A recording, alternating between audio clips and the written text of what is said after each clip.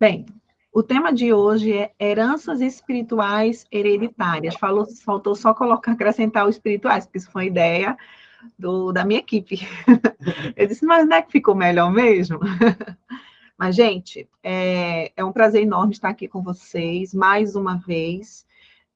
Mais uma vez, eu não sabia o que falar ainda neste sábado, outro até eu sabia, mas realmente o Espírito Santo nos pegou, nos chacoalhou e disse, olha, filha, esse é o tema. Eu disse, paizinho, tem certeza?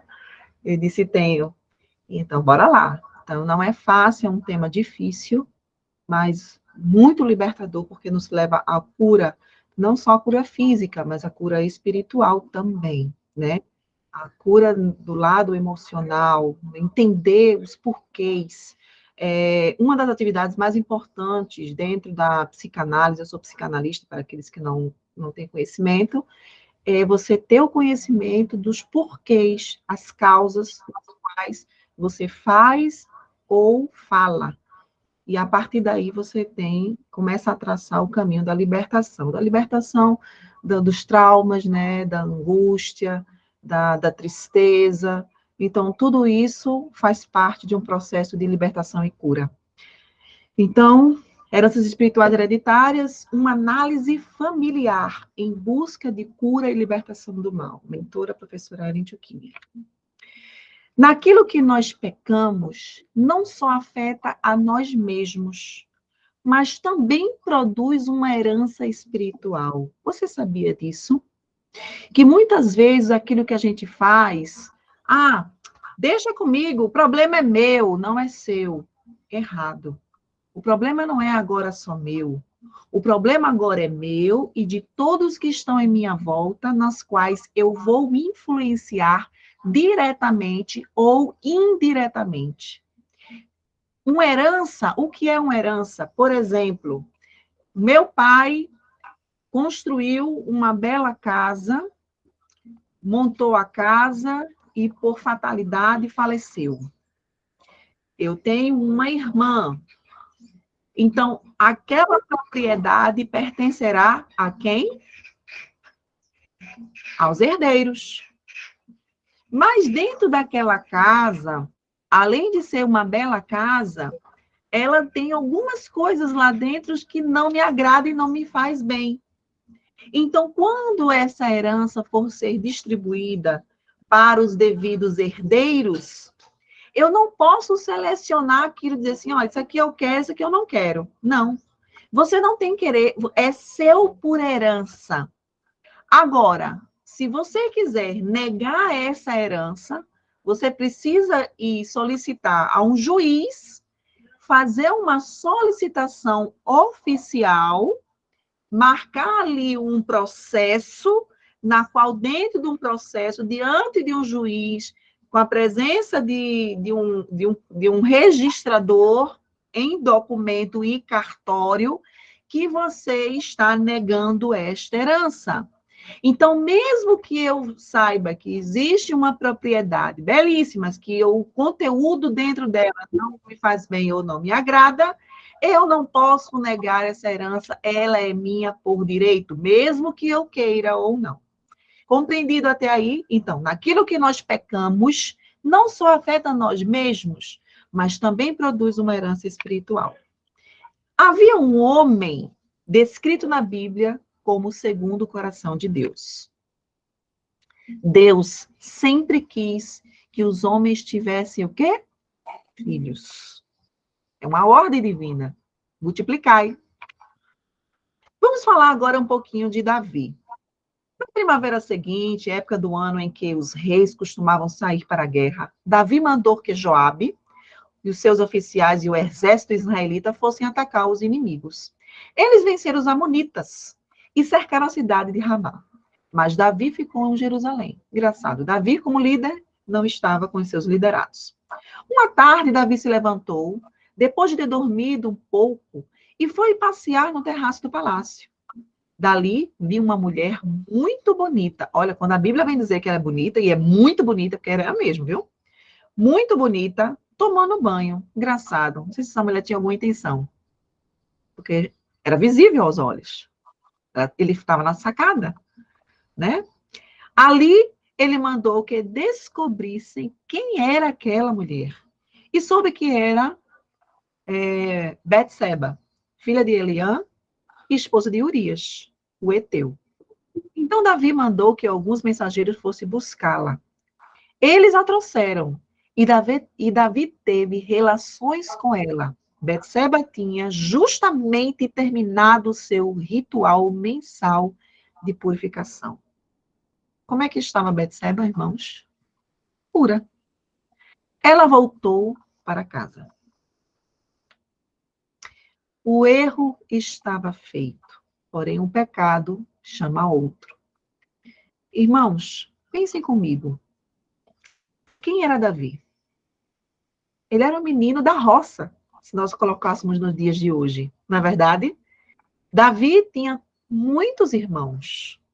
E dentre todos os seus irmãos, na qual o rei Saul já não estava agradando mais a Deus, né?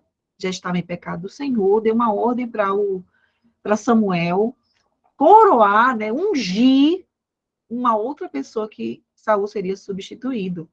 E dentre esses irmãos, ele diz, olha, vai lá na casa e você vai ver muitos filhos e eu te direi, Samuel, quem será ungido. Eu imagino que quando o pai de Davi soube que um dos seus filhos seria colocado como rei, né, o próximo rei, ele apresentou os melhores filhos. Eu imagino até um desfile. Né? E foi apresentando, veio 1, 2, 3, 4, 5, 6, 7, 8, 9. Ué. E aí, parecia que não havia mais opção. Então, o profeta Samuel teve que dizer, olha, não tem mais ninguém, não há nenhum filho teu mais, porque até aí, Deus não havia sinalizado nada. E aí, o pai disse, não, ainda tem um filho meu, que está lá cuidando das ovelhinhas, o mais moço. Engraçado. Isso me remete por que o pai de Davi deixou Davi, de certa forma, como esquecido. Foi o último. Ficou como esquecido. O profeta teve que falar, mas não tem mais ninguém. E aí Davi veio e Deus disse, é este. Né? E assim se tornou o rei Davi. Davi mandou, então, esta mensagem a Joabe. Mande Urias, o heteu, que venha falar comigo. Quem era Urias? Esposo de Betseba. E Joabe obedeceu. Quando Urias chegou, Davi perguntou a ele se Joabe e as tropas estavam bem e como estavam indo a guerra. Depois disso, disse Urias, vá para casa e descanse um pouco. E Urias saiu. E Davi mandou levar um presente à casa dele. E parece que todas as manobras de Davi tentando ocultar o seu pecado não estavam funcionando. Então Davi disse, fique aqui o resto do dia. Amanhã eu mandarei de volta. E Urias ficou em Jerusalém naquele dia e no dia seguinte. Davi convidou-o para jantar e fez com que ele ficasse bêbado. Por que Davi estava fazendo tudo isso? Porque ele descobriu que Betseba enviou uma mensagem que estava grávida. Então, ele precisava o quê? Esconder o seu pecado. E aí, qual seria a tática diabólica? Qual seria o plano diabólico? Bem, eu preciso fazer com que ele se deite com a sua esposa para pensarem que é dele. Porque essa questão de contagem, tem menino que nasce com 9 meses, com 8 meses, com 7 meses, até às vezes com 10. Eu nasci com 10. Né? Então, essa era o plano diabólico que Davi montou na sua mente, e veja que foram vários planos, e parece que Urias não estava colaborando com nenhum deles. Tentou embebedá-lo, tentou fazer com que ele dormisse, mas ele lá fiel ao rei Davi. Porém, a fidelidade de Urias era maior. Mesmo assim, Urias não foi para casa naquela noite. Em vez disso, dormiu no seu cobertor, no quarto da guarda do palácio. E o rei Davi teve o conhecimento. Na manhã seguinte, Davi escreveu uma carta a Joabe e mandou para Urias. Davi escreveu o seguinte, irmãos, analisem comigo. Ponha Urias na linha de frente, onde a luta é mais pesada. depois se retire e deixe que ele seja morto. Eu não sei se tem alguma dúvida aqui que o rei Davi claramente mandou matar Urias. Mas na mente dele, nas intenções, Urias já estava morto. Imagine Urias levando essa carta do rei, achando que estava sendo até honroso. Não sabia ele que era carta de sentença de sua própria morte. Por isso, enquanto eu estava cercando a cidade, Joabe mandou Urias para um lugar onde sabia que o inimigo estava mais forte. Joabe obedeceu. E agora? Parece que tudo ficou bem e está tudo resolvido. Por quê? Porque Urias morreu em batalha. Imagine agora Davi. Pronto, está resolvido meu problema, ninguém vai saber. Só sabe eu e ela. Ela agora é viúva e eu vou fazer uma caridade para a viúva grávida de um dos meus valentes que faleceu em guerra e vou tomá-la como esposa. E diante de todo o povo eu serei o quê? Idolatrado, serei honrado por uma atitude, né, maravilhosa, uma atitude de humildade, de proteção àqueles que são meus subordinados. Imagine Deus lá de cima olhando essa situação, essas coisas e fazendo. Não, meu filho. Sabe quanto tempo se passou? 1 ano se passou. E esse homem, enrabixado pela paixão, não se arrependeu de seu pecado. Sabe quando o homem está completamente envolvido pelo pecado, apaixonado, e ele se apaixona cegamente por uma moça mais nova, geralmente é mais nova, e ele se sente o cara, e parece que ele está mais jovem, parece que ele é o lobo, é o caçador, e ele abandona mulher, filhos, e não olha para trás, não se importa mais se tem comida, se pagou o aluguel, se tem contas a vencer de luz e de água. Este era Davi. E Deus, na sua paciência, esperou mês após mês, semana após semana, trimestre após trimestre. Mas a paciência de Deus tem um limite. O Senhor Deus mandou que o profeta Natã fosse falar com Davi, 1 ano depois. E o Senhor enviou a Natã a Davi, e entrando ele a Davi, disse-lhes, havia numa cidade, por que Natã foi procurar Davi além da ordem de Deus? Porque os reis, naquela época, eles tinham papel de juiz. Eles ouviam a queixa, e ali eles davam a sentença, eles faziam justiça e davam a sentença. Então, Natã foi procurar o rei. Entrando ele a Davi, disse-lhes, havia numa cidade 2 homens, um rico e o outro pobre. O rico tinha muitíssimas ovelhas e vacas, inumeráveis, mas o pobre não tinha coisa alguma, senão uma pequena cordeira que comprara e criara. Irmãos, espera aí, há um detalhe. O homem rico, ele tinha muitas ovelhas e vacas. Mas esse homem pobre, ele não só apenas tinha uma cordeira, que ele mesmo comprar. Comprar é conquistar, é pagar o preço por ela. E não só ele pagou o preço por ela, como ele cuidou dessa ovelha. Porque o texto diz que ele criou essa ovelha. E ela havia crescido com ele.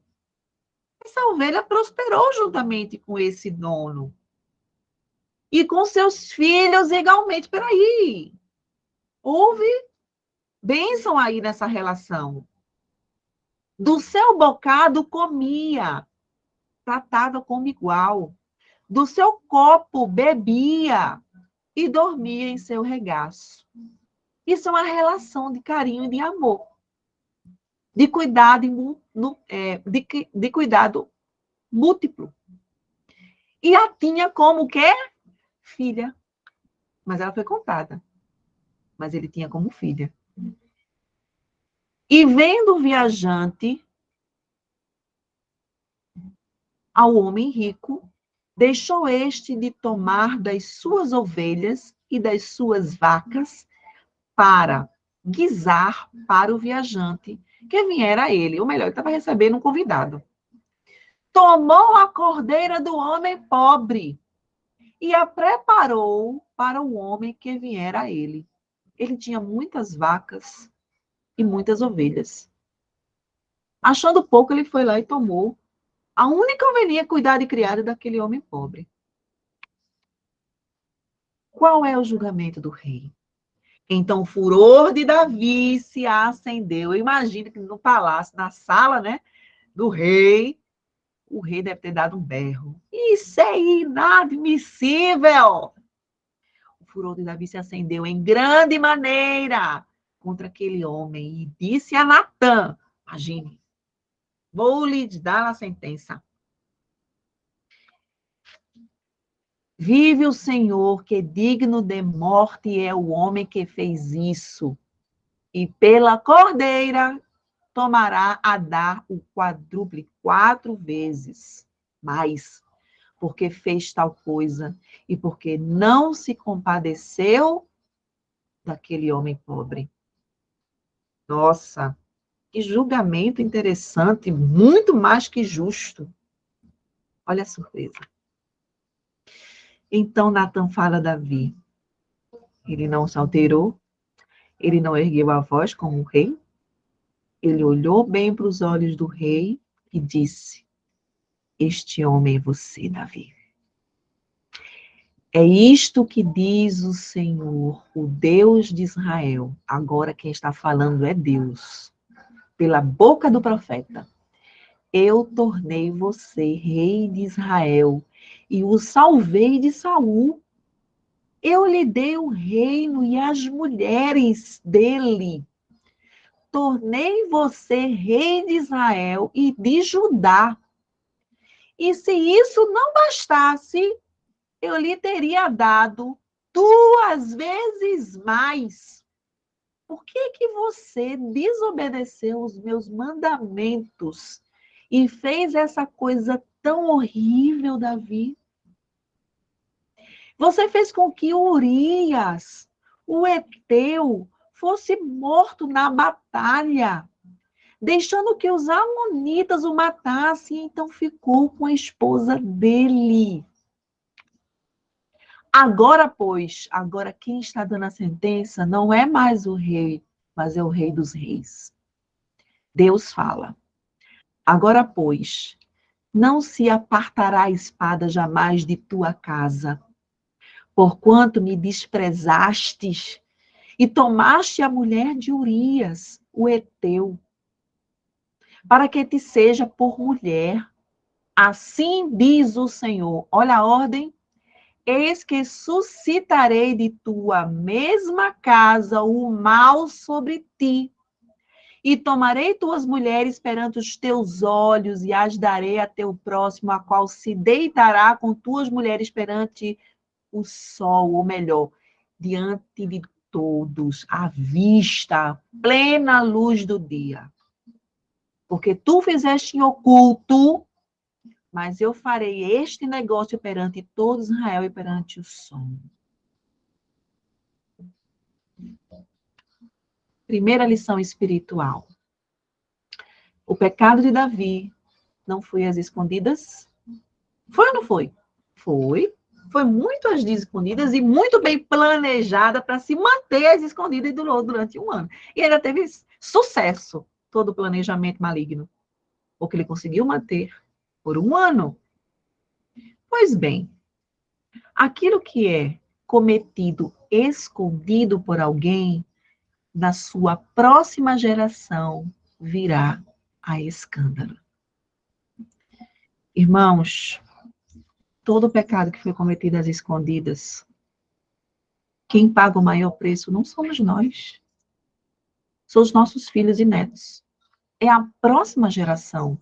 Porque da mesma sentença que Deus deu a Davi, não é diferente conosco. Deus deu a Davi uma sentença dura. E essa sentença comprometeu toda uma geração de Davi. De promiscuidade, de derramamento de sangue, de vergonha à casa, de estupro. Dentro dessa área de roubo. Se a gente for enumerar quantos mandamentos do Senhor Davi cometeu, e quantos mandamentos nós não cometemos ao oculto? Adultério, mentira, roubo, idolatria, e aí se vai. Quem paga esse grande preço? A nossa geração, a nossa próxima geração. E ela não vem escondida como nós cometemos. Não. Ela vem a escândalo. É a matemática do céu. Completamente diferente da do homem. Que faz as escondidas e mantém as escondidas e manda matar quem abrir a boca. Mas voltando à história. Então disse Davi a Natã: pequei contra o Senhor. Disse Natã a Davi: também o Senhor transpassou teu pecado. Não morrerás. Qual era a verdadeira sentença de Deus para Davi? Morte. Mas o amor de Deus que ultrapassa qualquer raciocínio humano e as suas misericórdias ainda o alcançou, porque aqui o texto de Salmos 51 revela o quanto Davi entendeu e se arrependeu diante do Senhor. Porque ele disse: pequei contra Betseba, pequei contra Urias. Não! Davi entendeu a sentença hereditária. Eu pequei contra o Senhor. O restante foi pecado também, mas foi fichinha, porque a pessoa que eu mais afetei foi o Senhor Deus. E Davi foi perdoado. É tão certo que ele foi perdoado, porque a sentença da conta de Davi, dos inúmeros pecados, era a morte, no mínimo. Deus poupou. Deus não permitiu a morte de Davi, mas não impediu as consequências hereditárias. A sentença saiu. E o preço vai ter que ser pago. Aqui Deus perdoa Davi. E Davi é liberado da sentença da perdição eterna. E ele foi salvo em Cristo. Todavia, a maldição herdada sobre crianças. Por que sobre crianças? Porque quando Deus disse que o preço pelo pecado de Davi ia ser dado à luz do dia, não foi pelo Davi, não seria cometido por Davi. Quem foi que cometeu, irmãos? Podem falar. Quem foi que pagou o preço desses pecados de Davi? Quem foi que cometeu? Quem foi que cumpriu essa sentença dada por Deus? Os filhos, né, irmãos? Absalão. Todavia, isso. Todavia, porquanto, com este feito deste lugar, sobremaneira, a que os inimigos do Senhor blasfemam, também o filho que te nascerá, certamente o quê? Morrerá. Davi não morreu. Deus perdoou. Mas seus filhos vão o quê? Vão herdar a sentença da maldição, do preço do pecado de Davi. Mas o fruto do adultério, esse Deus não perdoou. A morte do filho de Betseba com Davi, o primeiro filho, a sentença divina foi executada. Então Natã foi para a sua casa. Outro exemplo fica em 1 Samuel 2,15. E aqui nós temos a história de quem? De Samuel. Samuel, Ana, a mãe de Samuel, ela sofria muito porque ela não tinha filhos. Seu esposo tinha uma outra esposa que tinha filhos, mas além de ter filhos, zombava de Ana, esquartejava emocionalmente Ana. E diante disso, Ana sentiu o peso dos pecados, dos pecados cometidos pelos seus pais. E ela entendeu que existia ali uma herança espiritual, uma herança ruim, e ela começou a clamar a Deus, pedindo ao Senhor que tivesse misericórdia dela, que abrisse a madre, que ela tivesse filhos.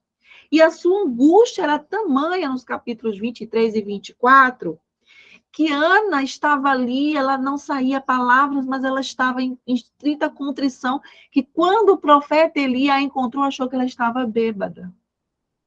E ela dizendo, não, Senhor, não estou, é porque a minha angústia espiritual dos pecados cometidos é tamanha que eu não consigo conter o meu sofrimento. E Eli, compadecendo-se dela, disse que o teu pedido seja feito. Ana percebeu essa maldição e clamou ao Senhor por misericórdia. E o que foi que ela fez com seu filhinho? Né? Ela entregou ao Senhor. Nós vamos, daqui a pouquinho, mastigar mais este assunto. 1 Timóteo 5,14 diz o seguinte: quero, pois, que as que são moças se casem, gerem filhos, governem a casa e não deem ocasião ao adversário de maldizer. Então, existe diante de Deus um planejamento, uma bênção. Deus deu às mulheres serem geradoras de filhos e que nós possamos governar a nossa casa. É um privilégio divino e aquele que não governa a casa não está cumprindo com os planos do Senhor. E Deus cumpre com sua parte, dando o quê? Filhos. Filhos é bênção. Os pecados de Davi retirou dele e de Betseba a bênção. Porque deu ao adversário espaço. Abriu-se ali a legalidade. Quando nós entregamos ao diabo espaço chamado legalidade, ele não perde tempo, ele entra com tudo. E isso que aconteceu na história de Davi. E o preço foi altíssimo. Agora, você já deve ter visto alguma família que os filhos herdam características e aptidões exatas com os dos pais. Isso é bem claro. Às vezes um pai toca piano, o filho tem uma certa desenvoltura para a música. Às vezes é na área como um professor e o filho tem uma desenvoltura também. Então, existem características que são herdadas dos pais para os filhos. Essa é a herança genética. Porém, nós também herdamos junto com esta outra herança, que é a herança espiritual. A Bíblia fala que Deus promete dar a bênção até a terceira e quarta geração. Mas quando nós abrimos espaço e damos legalidade para o inimigo das nossas almas entrar na nossa vida, na vida da nossa família, nós passamos também esta herança maligna também para a terceira e quarta geração. Isto, se estes filhos se manterem fiéis ao Senhor, ela cessa entre a terceira e quarta geração. Mas não o sendo, se esta geração proveniente de mim, que cometi o pecado, não for fiel ao Senhor, cada filho, a cada geração que comete os mesmos pecados, multiplicam-se na matemática do céu, mais 3 e mais 4 gerações além deles. E aonde está escrito isto? Salmos 37, 25. Fui moço e agora sou velho, mas nunca vi desamparado o justo, nem a sua descendência medicar o pão. Essa é a prova da bênção que chega à terceira e quarta geração. Verso 26. Ele é sempre generoso e empresta com boa vontade. Seus filhos serão abençoados. Verso 28. Pois o Senhor ama quem pratica a justiça e não abandona os seus filhos fiéis. Para sempre serão protegidos, mas a descendência dos ímpios, o que acontece, irmãos? Herança maligna. Serão eliminados. 37. Observa o homem íntegro e atenta no que é reto, porquanto o homem de paz terá o que, irmãos? É mais do que bênção, é prosperidade. Verso 38, posteridade. O que é posteridade? Bênção após bênção a cada ano, seguindo filho após filho, no neto, no bisneto. Posteridade. Verso 38. Quanto aos transgressores, serão a uma destruídos. Imagina, irmãos, um a um. A descendência dos ímpios será o quê? Exterminada. Uma a uma serão destruídos. Imagine uma descendência, uma pior do que a outra. Isso não remete à descendência de Caim? Depois de Caim veio um filho pior. Depois desse filho veio outro pior. Um abriu a cidade, o outro teve duas esposas, o outro cometeu um assassinato igual o tataravô, só que por motivos levianos. Isso é o quê? Descendência, herança maligna. Jeremias 2, de 7 a 9. Eu vos introduzi numa terra fértil, para que comesses o seu fruto e o seu bem. Mas depois de terdes entrado nela, vos a contaminastes, e da minha herança fizestes a abominação. Os sacerdotes não disseram, verso 8, onde está o Senhor? E os que tratavam da lei não me conheceram? Os pastores prevaricaram contra mim? Os profetas profetizaram por Baal e andaram atrás de coisas de nenhum proveito? Verso 9. Portanto, ainda pleitearei convosco, diz o Senhor, até com os filhos dos vossos filhos pleitearei? Irmãos, o que me está dizendo este verso? Será que eu vou ter que permitir enviar a maldição, permitir que a maldição chegue a você? Será que eu vou ter que permitir que esta maldição dê continuidade para os vossos filhos e os vossos netos? Porque os filhos dos filhos são os seus netos. E ali fica pleiteando. Uma descendência o quê? Corrupta. Onde o pecado ele é repetido, transgredido e aumentado. Até serem exterminados. Jeremias 16, de 9 a 12. Porque assim diz o Senhor dos Exércitos, o Deus de Israel, eis que farei cessar neste lugar perante vós e em vossos dias a voz de regozijo e a voz de alegria, o canto do noivo e o da noiva.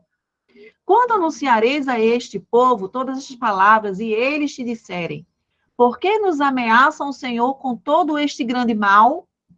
Qual é a nossa iniquidade? Qual é o nosso pecado que cometemos contra o Senhor, o nosso Deus? Eles não estavam entendendo. Então lhes respondereis, ó a palavra de Deus, porque vossos pais me deixaram, e diz o Senhor, e se foram após outros deuses, e os serviram e os adoraram, mas a mim me deixaram, e a minha lei não guardaram. Olha a explicação que Deus deu a este povo. tudo isso está acontecendo com vocês, seus filhos são difíceis, vocês são difíceis, seus netos estão cada vez pior, é porque os vossos pais me deixaram, porque me abominaram, porque pisaram nas minhas leis, não guardaram, porque adoraram outros deuses. A explicação estava nos pais. Naqueles que cometeram pecados do passado e passou a herança até eles. Irmãos, não há dúvida que nós temos diante de nós herança de bênção, mas herança de maldição. Vindo do quê? Dos nossos pais. E ela tem passado a cada geração.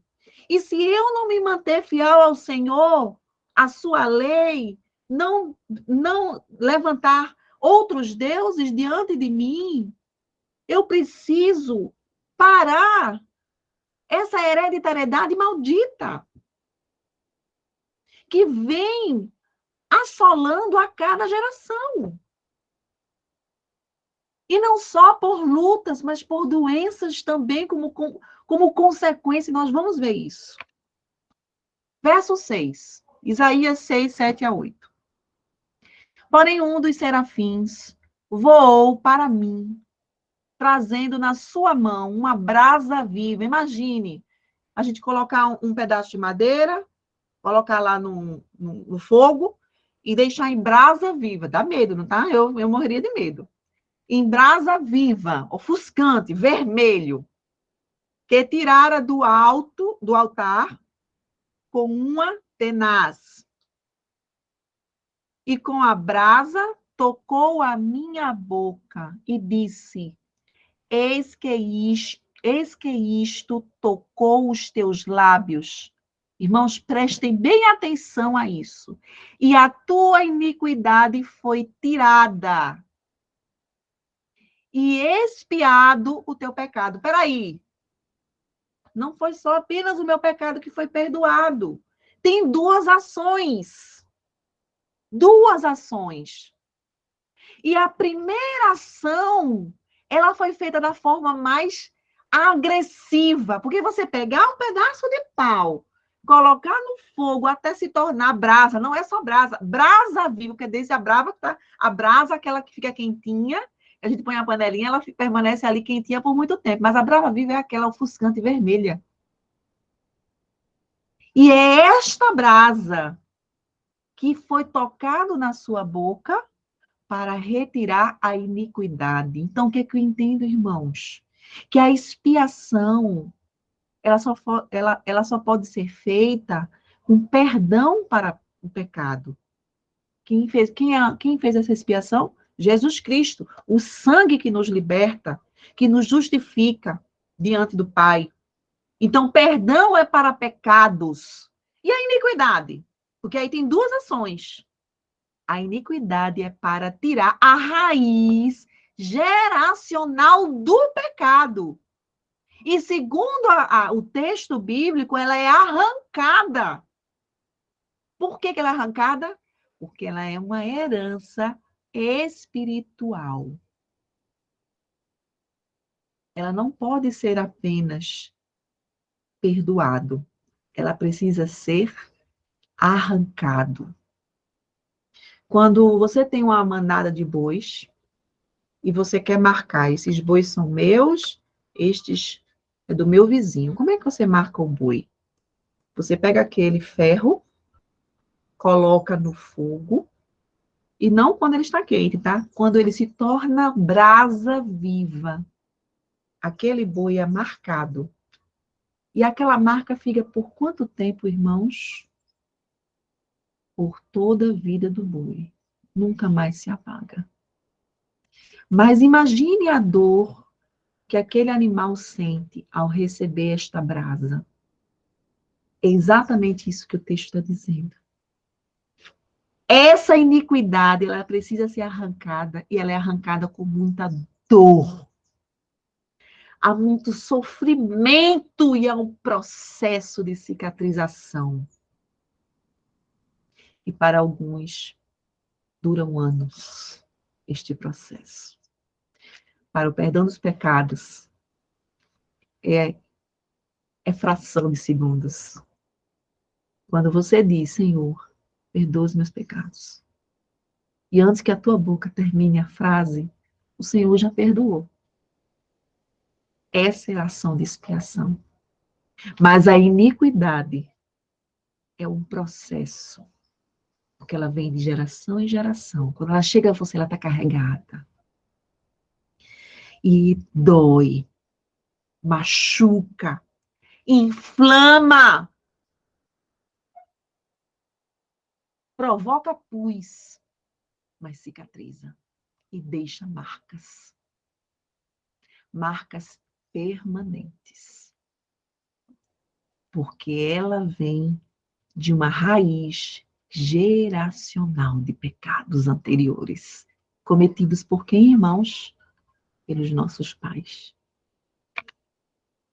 Salmo 51, 2. Tem misericórdia de mim, ó Deus, segundo a tua benignidade. Apaga o quê, irmãos? As minhas transgressões. Segundo as multidões do quê? Das tuas misericórdias. Lava-me completamente da minha, o quê, irmãos? Do que Davi está falando? É muito mais do que pecado, porque o pecado, no momento que o profeta Natan falou para Davi, imediatamente houve a ação de expiação. Deus perdoou o pecado dele, porque se Deus não tivesse perdoado, ali mesmo ele teria o quê? Morrido. Então, Davi sabia o que estava pedindo. Ele poderia ter dito aqui, tem misericórdia de mim, limpa os meus pecados, mas não. Ele entendeu que o pecado que ele cometeu com Betseba e com Urias e com todos e com seu filho, Deus havia perdoado esse esse ponto foi resolvido. Davi entendeu que o problema agora estava aonde? Na iniquidade. Observe a frase. Leiam atentamente com o Espírito de Cristo. Tem misericórdia de mim, ó Deus, segundo as tuas benignidades. Apaga as minhas transgressões. Ou melhor, apaga as minhas heranças malignas herdadas pelos meus pais. Quer uma prova disso? No início do texto dos Salmos, ele diz como foi que ele foi gerado em pecado. Ele foi gerado em pecado, ele mesmo confessou. Isso não está escrito na Bíblia, irmãos. É algo que eu entendo. Será que Davi não foi produto também de adultério? Porque quando o profeta se apresentou ao pai de Davi, ele foi esquecido. Ele foi esquecido.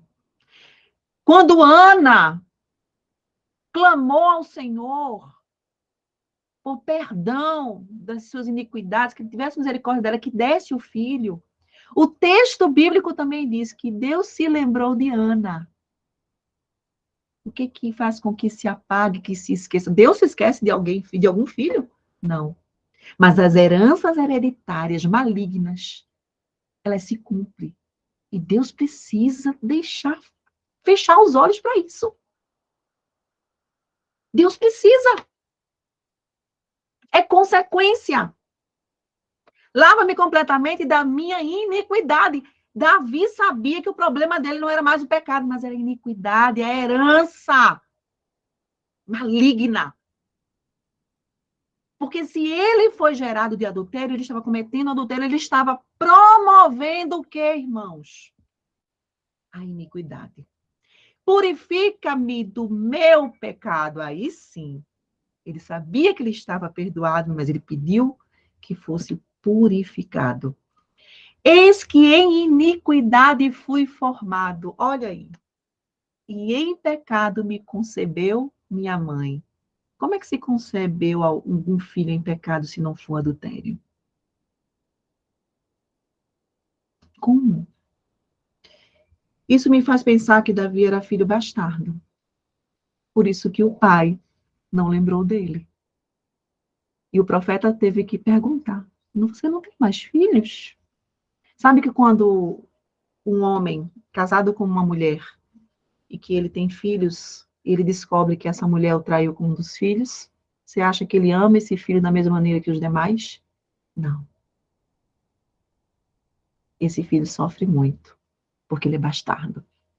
E ele é esquecido. Davi sabia o peso, a herança hereditária espiritual que ele estava carregando. Marcos 7, 24, 25, 29 e 30. Levantando-se, partiu dali para as terras de Tiro, Sidom. Tendo encontrado numa casa, queira que ninguém o soubesse, no entanto, não pôde ocultar-se. Porque uma mulher cuja filhinha, está no diminutivo, filhinha, estava possessa de espírito imundo. Tendo ouvido a respeito dele, Jesus, veio e prostrou-se-lhes aos pés. Então lhes disse: por causa desta palavra, podes ir. E o demônio já saiu de tua filha. Voltando para casa, achou a menininha, a criança, sobre a cama, pois o demônio a deixara. Era uma criança, gente. Eu pergunto, se era uma criancinha, por que que o demônio estava possuindo uma criancinha? Que pecado foi cometido desta criança? Essa criança tinha consciência? Como é que ela poderia ter cometido pecado? Não era um caso de pecado, irmãos. Era um caso de iniquidade. Heranças hereditárias malignas. A criança estava pagando o preço do pecado dos pais, dos avós. O filho de Davi com Betseba pagou com a morte. Muitas crianças hoje pagam o preço dos seus pais, dos seus avós, dos seus bisavós. E trouxeram-lhe quando ele via Jesus, e o Espírito imediatamente o agitou com violência, e caindo ele por terra, revolveu-se e espumando. Perguntou Jesus ao pai do menino: há quanto tempo isso lhe sucede? Qual foi a resposta do pai, irmãos? Desde a infância. Vamos analisar o que é infância? Desde a infância? Na medicina, nós aprendemos que existem fases da criança. Toda fase, ela tem uma evolução. E tem a fase oral, a fase infantil, a fase da adolescência, a fase juvenil. Mas, irmãos, a fase da infância é de 0 a 6 anos.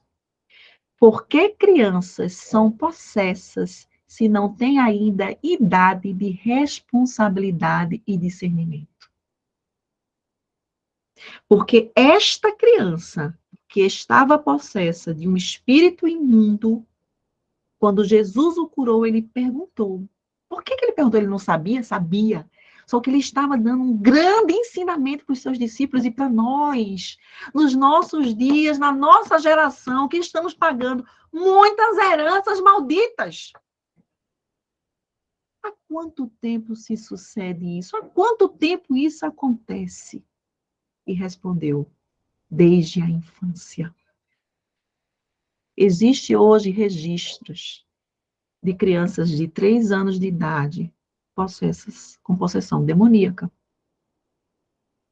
que gritam no meio da noite sem motivos, que rolam na cama. Houve um caso em que uma criancinha de 3 anos, o demônio falou pela boca dela quando ela ainda não falava. De 0 a 3 anos, atormentada. Porque foi deixada para ela uma herança espiritual terrível. Mateus 23, 27 a 36. Ai de vós, escribas e fariseus, hipócritas, porque sois semelhantes aos sepulcros caiados, que por fora se mostraram belos, mas interiormente estão cheios de ossos de mortos e de toda imundícia. O que Jesus está dizendo aqui? Por fora são belos, mas interiormente estão cheios de quê? De ossos de mortos e de toda imundícia. Irmãos, eu não consigo entender se não isso aqui esteja se referindo ao quê? A heranças espirituais malignas. Assim também vos exteriormente pareceis justos aos homens, mas por dentro, olha a declaração de Cristo, mas por dentro estáis cheios de quê? Hipocrisia e, novamente, iniquidade. Raiz geracional maligna. Ai de vós, escribas e fariseus hipócritas, porque edificais os sepulcros dos profetas, adornais os túmulos dos justos, e dizeis, se tivéssemos vivido nos dias de nossos pais, não teríamos sido seus cúmplices de sangue dos profetas. Será que eles não sabiam o que Jesus estava falando? Cúmplices.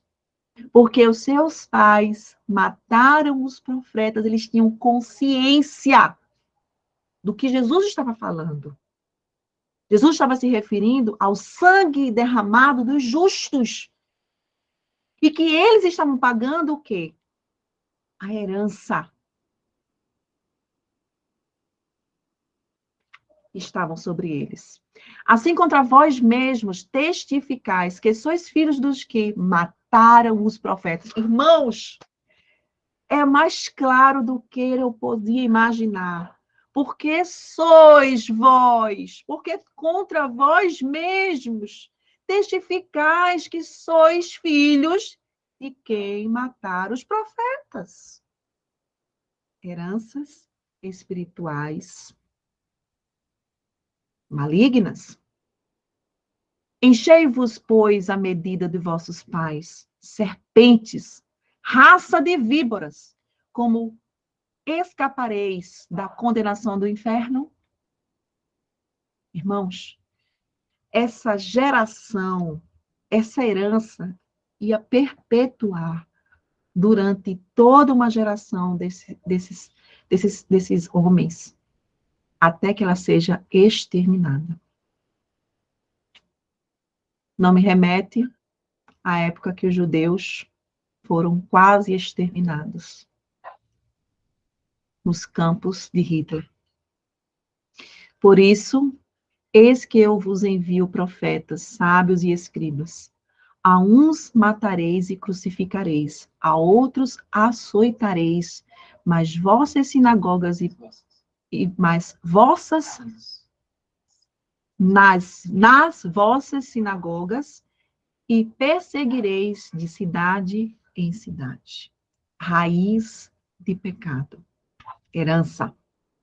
Para que sobre vós recaia todo o sangue justo derramado sobre a terra, desde o sangue do justo Abel até ao sangue de Zacarias, filho de Baraquias, a quem mataste entre o santuário e o altar. Irmãos, eles conheceram Abel? Isso foi na época de Jesus. Se eles não conheceram Abel, se eles não têm nada a ver, eles são uma geração muito depois, já é a geração que estava Jesus. E Jesus colocou sobre eles, desde Abel, desde o sangue de Abel, é uma herança que vem desde da época de Adão. E ela vem perpetuando até os nossos dias. Em verdade vos digo que todas estas coisas hão de vir sobre a presente geração. Mas essa geração existia no tempo de Abel e Zacarias morreu há 400 anos antes. Mas então, como eu tenho culpa desses pecados? É uma pergunta. Por causa da herança hereditária espiritual. Porque Jesus foi para a cruz e se fez maldição por nós. Como que Jesus se fez maldição se Jesus não tinha pecado? Mas ele pegou a nossa herança maligna, se fez por nós e pagou o preço. Morreu para nos salvar. todos estão salvos automaticamente. Precisa de quê? Arrependimento e confissão. Pecado perdoado e a iniquidade parada. Exterminar. Porque Jesus não tinha como ter maldição, porque não havia pecado.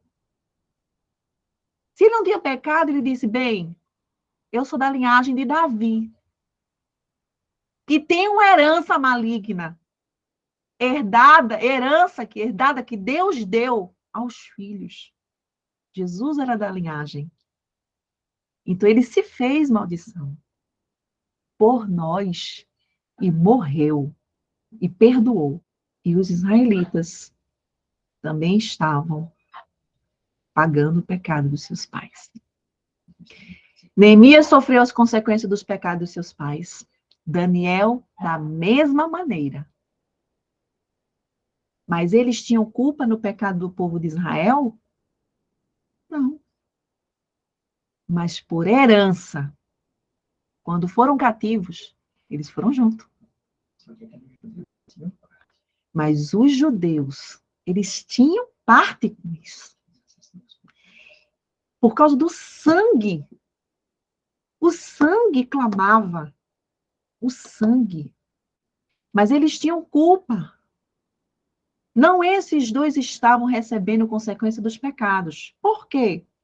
Colhendo consequência dos pecados geracionais. De geração em geração. Quando o pecado é feito, não para por ali? 4 gerações pagaram essa conta. 4. E detalhe, heranças espirituais não tiram a salvação. A salvação é dada por Cristo Jesus, pelo sangue e pela expiação. Ela não tira. Deus salva. Vimos isso na história de Davi. Ele não morreu. Ele foi perdoado. Sua família foi tão destruída que no final de sua vida, quando o frio da morte estava vindo sobre Davi, não foi encontrado nenhuma das mulheres de Davi para que o aquecesse. Eu pergunto, cadê Betseba? Cadê as mulheres? Foi ter que chamar uma moça para aquecer Davi. Ele estava sozinho. Irmãos, nenhum pecado passa desapercebido na matemática do céu. Muitas vezes, se você foi traído ou traída, e você aparentemente vê que aquela outra pessoa está vivendo a plena felicidade, não se iluda, irmãos. Tem consequência, tem hereditariedade. E essa conta chega mais cedo ou mais tarde. Agora lhe pergunto, você conhece pelo menos uma família que, vamos lá, vamos ver se vocês conhecem, teve não sei quantas gerações, mas todos os filhos morreram antes de nascer. Eu me lembro quando minha avó me contava as histórias, ela dizia assim, olha, minha filha, a minha mãe teve 10 filhos, mas só se salvou 2, só ficou vivo, era assim a frase, só ficou vivo 4. Por que os outros morreram? Uma família que nada prospera, parece que tudo que a pessoa dessa família toca, não cresce. Sabe aquela pessoa que, rapaz, a vida dele só dá para trás. Uma família que todo mundo morre de acidente trágico. O pai morreu de acidente, o tio morreu de acidente trágico. Uma história que você vê uma herança hereditária que todos morrem sempre de acidentes trágicos. Que tem um monte de loucos e vários problemas de cabeça, mentais. Meus queridos, essas famílias, na verdade, estão sofrendo consequências de heranças hereditárias malignas. Essa é a resposta. Uma herança que não vai tirar a salvação de ninguém, mas é contrário ao que Deus deseja, que é vida, e vida em quê? em abundância.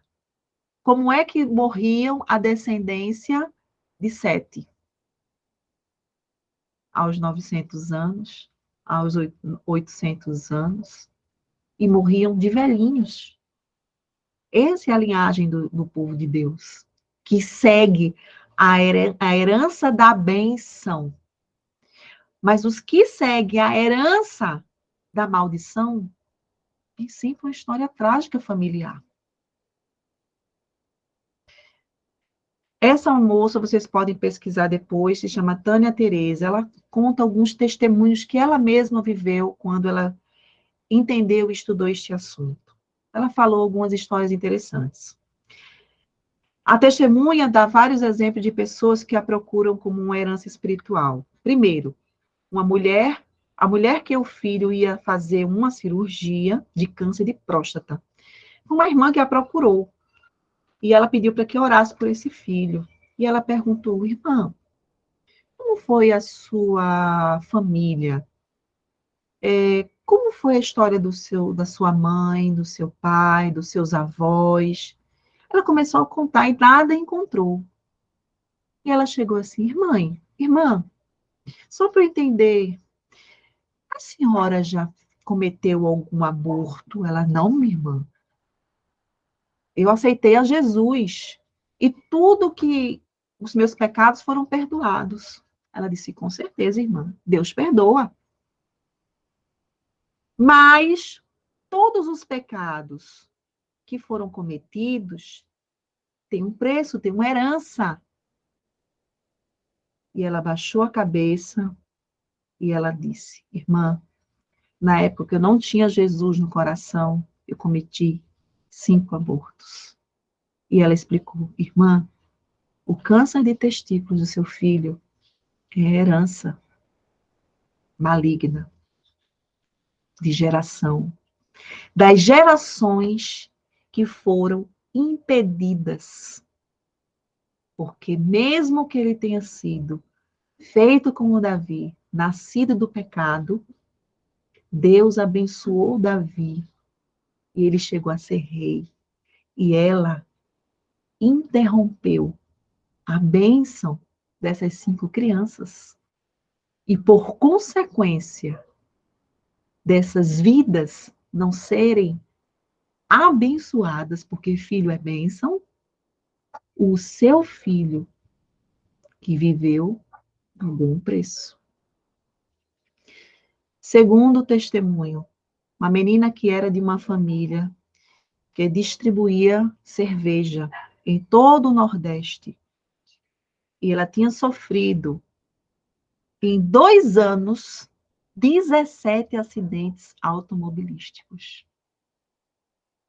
E a irmã procurou ela, irmã, eu estou preocupada porque foram muitos acidentes, um atrás do outro. Quando a irmã, ela começou, me conte a história de sua família. Chegou no tataravô dessa senhora. Ela disse, meu tataravô foi um homem muito rico. E ele tinha uma fábrica de bebidas alcoólicas.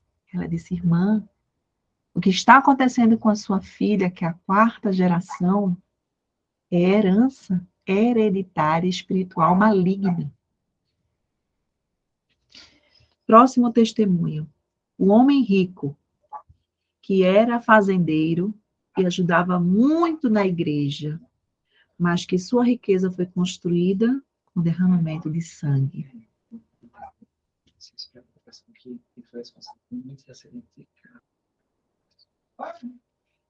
E o que aconteceu? Por que que este homem morreu de uma forma definhando? Porque quando ele era, antes de ser um cristão, ele derramou muito sangue. Ele pagava pistoleiros para se apossar das terras, para esses pistoleiros se apossar, pegavam essas terras, vendiam, ele passava para o nome dele, vendia, e assim ele enriquecia de pistoleiro em pistoleiro, em terras. Por essa, por essa atividade satânica, não passou na matemática do céu desapercebido. E inconscientemente, para ele tentar aliviar essa culpa, ele passou a repassar essa herança que ele juntou de roubos e mortes para dar à igreja. E por que ele estava agora morrendo definhando? E ele morreu definhado em cima de uma cama. E a esposa estava no mesmo processo, morrendo na mesma forma, da mesma maneira. E aí a esposa chamou a filha mais velha e disse: eu não vou morrer com esta culpa que seu pai morreu. E confessou para a filha toda a atividade maligna que o pai havia feito no passado. E ali houve perdão do pecado e perdão da iniquidade, de herança geracional. Herança geracional. Derramamento de sangue. Agora Deus deixou a luz acerca destes assuntos e de como quebrar essa herança maldita. Tem como? Claro, lógico. O Senhor não nos deixaria na escuridão. Levíticos 26, 40, 42. Mas se confessarem as suas o quê, irmãos? A raiz do quê? Da hereditariedade, a sua iniquidade. E a iniquidade de seus pais. Não é só os meus cometidos. Eu preciso confessar também a iniquidade dos meus pais. O que acontece? Na fidelidade que cometeram contra mim, como também confessarem que andaram contrariamente para comigo.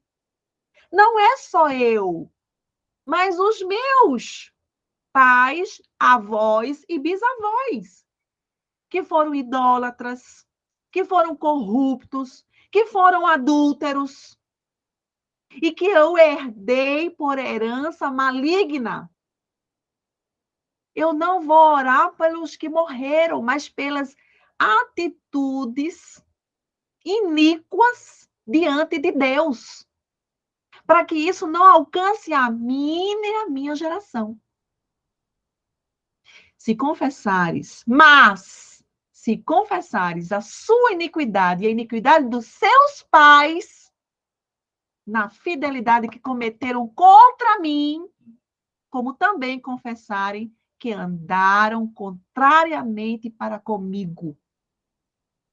Pelo que também fui contrário a eles, e os fiz entrar na terra dos seus inimigos.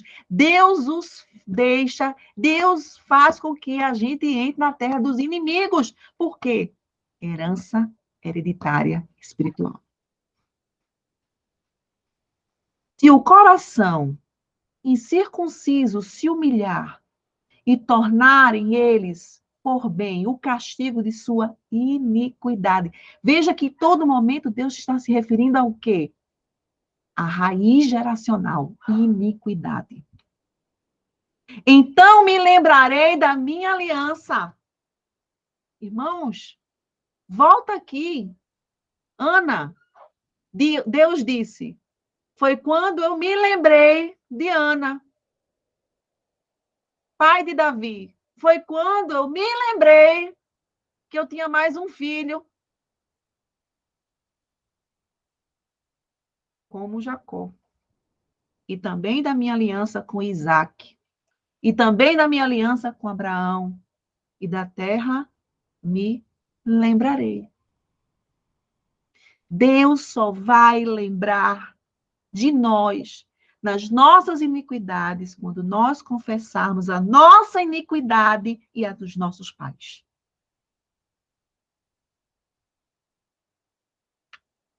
Segunda lição. Tiago 5,16. Confessai, pois, os vossos pecados uns aos outros e orais uns pelos outros para serdes curados. Irmãos, a cura não é confessando só os meus pecados. Temos que curar, pedir oração e pedir cura pelos pecados cometidos pelos nossos pais.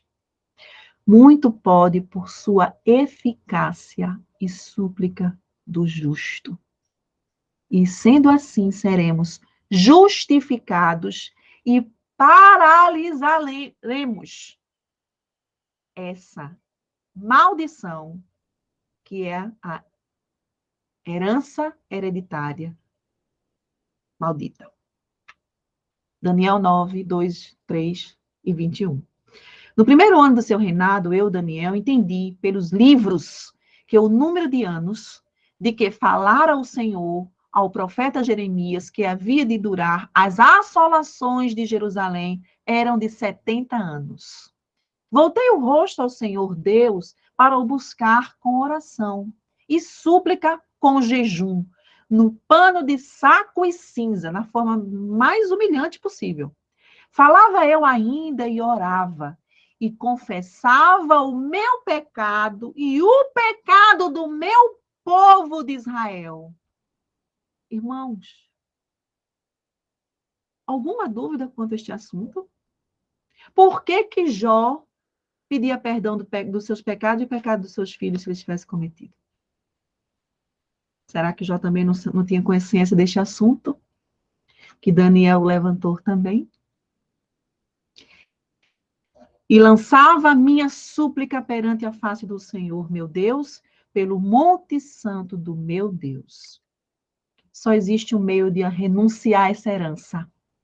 Se confessarem as vossas iniquidades e dos vossos pais. Levíticos 26, 40, 42. E se eu não souber como a minha família e o meu ancestral viveu, vamos dizer que eu sou filha adotiva. Eu não sei a história da minha família de sangue. Eu só sei a história da minha família que me adotou. Vamos ver uma solução? Tem solução, claro. Vamos agora entrar numa sala de psicanálise. Pelos sintomas. Você consegue ter uma ideia de quais heranças familiares você tem? Vamos lá? Vamos fazer uma análise comigo? Primeiro, problemas frequentes como roubo e furto. Se na sua família atual, para você tentar descobrir o pecado da geração anterior, se a sua família atual tem a tendência de pegar o que não é seu, de roubo e furto. Histórico de roubo ou furto na família. É o primeiro sintoma do pecado geracional. Segundo, loucura ou problemas sempre na cabeça e no pescoço. Irmãos, eu escutei um testemunho de um senhor que tinha um tumor, na verdade eram 3 tumores horríveis no pescoço. Horríveis. Eles eram enormes, sangravam quase que meia bacia. O curativo levava a metade da manhã. E não tinha cura, e o negócio estava muito feio. E toda vez que os médicos faziam avaliação, diziam para ele: olha, você tem tantos dias de vida, 1 mês de vida, 3 semanas de vida, 2 meses de vida. Mas nunca passava disso.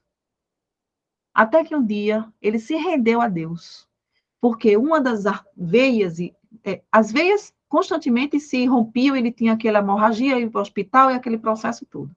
Mas um dia, uma artéria rompeu, e uma artéria bem diferente, que é um sangue vivo, oxigenado, se rompeu. E não se conseguiu levar ele para o hospital. Ele disse: eu não vou mais, eu vou morrer. Entrou no quarto, se trancou, se jogou ali diante de Deus e começou a clamar a Deus e começou a confessar a Deus seus pecados. E ele disse que não sabe quantas horas. E aí ele chegou um momento que ele disse: Senhor, eu vou confessar para o Senhor pecados que eu tenho vergonha de dizer que eu fiz. E ele começou a confessar os pecados que ele nunca falou nem para Deus e nem para ninguém. Quando ele terminou de confessar esses pecados ocultos, ele desmaiou e caiu. E ele conta no seu testemunho: eu achei que eu havia morrido. Quando ele acordou, que achava que ele estaria num lamaçal de sangue ou morto, ele estava em cima da cama. Ele sentiu a presença do Senhor e ouviu a voz dizendo: levanta-te, vai tomar banho, lava-te e vai comer. E ele sentiu uma paz de espírito e ouviu aquela voz e inundou o coração de paz. Ele se levantou da cama, que ele não sabe quem foi que o colocou, porque ele havia caído no chão desmaiado, achou que até teria morrido. E ele viu que se apalpou: não estou morto, estou vivo. E quando ele estava, e tinha 2 anos que ele lutava com esse câncer de linfonódulos, quando ele começou a tomar banho e se lavar, os tumores foram caindo no chão. Ele não acreditou. No banho, ele já começou a glorificar a Deus, porque não tinha explicação. E saindo dali, ele enxugou o pescoço e não estava acreditando que não só os tumores caíram, mas o seu pescoço estava cicatrizado. E hoje ele dá o testemunho para muitas igrejas. Eu até pedi, mas ele ainda não veio. As fotos são muito fortes. Até a mim, que sou profissional da área de saúde, eu achei forte. Mas aí, dado o testemunho, eu disse: irmão, eu sei por que foi que ele curou. Foi o perdão dos seus pecados, o perdão da sua iniquidade, dos pecados acariciados e ocultados. Foi isso que lhe levou à cura. Sabe por quê, irmãos? Porque tem jeito para heranças hereditárias malignas. Eu disse: irmão, viva uma vida de santidade. Mais do que qualquer outra pessoa neste mundo. Porque sobre o Senhor existe uma forte tendência de herança hereditária maligna. Qual é a solução? Viver em santidade dobrada. Continuando aqui. Então, a loucura e os problemas sempre na cabeça e no pescoço. Possivelmente histórico de feitiçaria. É quando avós e bisavós e bisnetos e tataranetos, tataravós, já teve relacionamento e diretamente com o demônio. Feitiçaria. Promiscuidade sexual. Terceiro ponto de muita importância. Histórico de promiscuidade sexual ou idolatria. Idolatria. Hoje eu estava indo para a igreja, só que eu cheguei muito cedo, a igreja estava fechada ainda, na minha ansiedade de ir para a igreja. E aí eu fui para a casa de uma amiga que mora perto, e aí na frente da casa dela tem um senhor que chama Teco. Ele é louco pelo Náutico, um time de futebol. E aí ela me disse: Ellen, eu disse: como é que tá Teco? Ela disse: ele tá tão doido, que ele começa a falar coisas, palavrões com Jesus Cristo e com Deus, Ellen. Eu disse: amiga, é a loucura que chegou. A gente não pode viver na idolatria durante muito tempo. Um dia a conta chega e ela vem para matar. Ela começa pela mente. Heranças hereditárias, heranças espirituais hereditárias. Uma análise familiar em busca de cura e libertação do mal. Você quer ser liberto? Eu também quero. Eu não sei se dá tempo, 30 minutinhos, 15 minutos? Vocês aguentam mais 10 minutinhos? Não, né? Então vai ficar para próximo sábado. Eu vou trazer alguns testemunhos de pessoas que vivem essa realidade de lutas, de heranças hereditárias. Não percam, porque é um assunto que nós precisamos sanar essa conta com Deus. Quando veio esse entendimento a mim, eu já tinha assistido um vídeo da professora Maísa Ribeiro, na qual eu nunca tinha ouvido ninguém falar sobre este assunto. E agora Deus tem mandado essa palavra. E quando eu comecei a entender, eu disse, Senhor, eu fiquei com a minha equipe aqui, por isso, eu sou fruto do adultério. Meu pai adulterou, meu avô adulterou. Eu nasci de pai e mãe casados. Mas o meu avô, pai do meu pai, adulterou e fugiu com uma moça, deixou a minha avó com 4 filhos. O meu pai adulterou e abandonou a minha mãe com 2 filhas. Irmãos, heranças espirituais malignas. Como é que eu, a terceira geração, ou talvez até a quarta, tenho que me colocar diante do céu, nesta terra, viver em santidade? Tenho minhas lutas, já cometi muitos pecados, mas que o Senhor perdoe os meus pecados. Eu tenho pedido todo dia. E agora eu peço pelos pecados dos meus pais e dos meus avós, para que essa herança maldita não me acompanhe mais a mim e nem a minha geração. Que Deus abençoe todos vocês e que nós possamos ter um ano libertos e que doença alguma venha nos acatar, nem câncer, nem acidentes, porque são resultados de heranças espirituais malignas. Nada acontece por acaso. Neste mundo existe a matemática do céu. Vamos orar?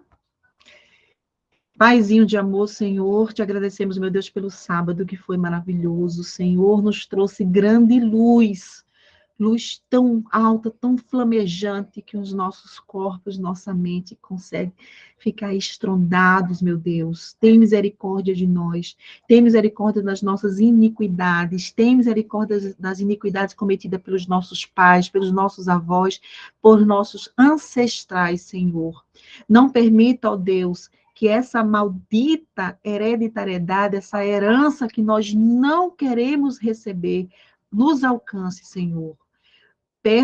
Pede, Senhor, que o teu santo e bom Espírito Santo, o teu Filho Jesus, que derramou o teu sangue, o sangue dele na cruz por nós, por nossos pecados, coloque uma pausa, pare com essa herança, Senhor, maligna, para que possamos ter vida e vida em abundância, para que possamos cumprir, Senhor, com a ordem que tu nos destes, para que possamos ir até os confins dessa terra e levar a tua mensagem. Que não possamos padecer de morte, tragédia, acidentes e pecados infames como o povo do mundo. Tem misericórdia, Senhor, do teu povo. Te peço, ó Deus, clamo em nome de Jesus, que o Senhor venha estar com os teus filhos, com os filhos dos teus filhos, para que eles possam ser uma nova geração, uma geração de adoradores, uma geração onde tu, Senhor, possa recorrer, colocar os teus olhos sobre nós e dizer: estes são os meus filhos amados a quem me comprazo. Eu te peço, Senhor, que a tua presença encha o nosso coração do teu Santo e bom Espírito Santo, que nossa vida possa ser um cheiro suave diante de ti. Tem misericórdia, Senhor. Não permita mais que as nossas famílias, que a nossa geração tenha que pagar esse preço tão errado dos nossos pais e os nossos pecados também. Cessa, Senhor, nos ajuda para que não possamos pecar mais nesta terra. Tem misericórdia de cada um. Te peço e te clamo, em nome de Jesus. Amém.